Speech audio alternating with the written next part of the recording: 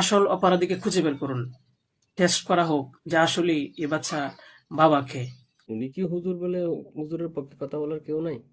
হুজুর নাকি একটা 11 বছরের শিশুকে ধর্ষণ করে অন্তঃসত্ত্বা করেছে।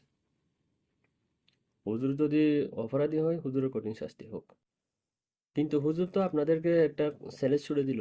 আপনারা স্যালেন্স অ্যাকসেপ্ট করতেছেন না কেন? হুজুর বলতেছে আপনারা ডিএনএ টেস্ট করেন, ডিএনএ টেস্ট করে প্রকৃত অপরাধীকে খুঁজে বের করেন।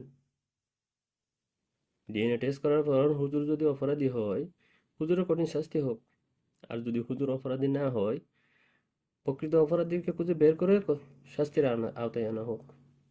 প্রকৃত অপরাধীকে বাঁচানোর জন্য যারা হুজুরকে ঠেক লাগিয়েছে, তাদেরও আইনের আওতায় আনা হোক। আমরা তাদের দেখ, আসলে আমাদের সমাজে এক শ্রেণীর লোক আছে, হুজুরের একটু দোষ পাইলেই হুজুরদেরকে ছোট করার জন্য উঠে পড়ে লাগে।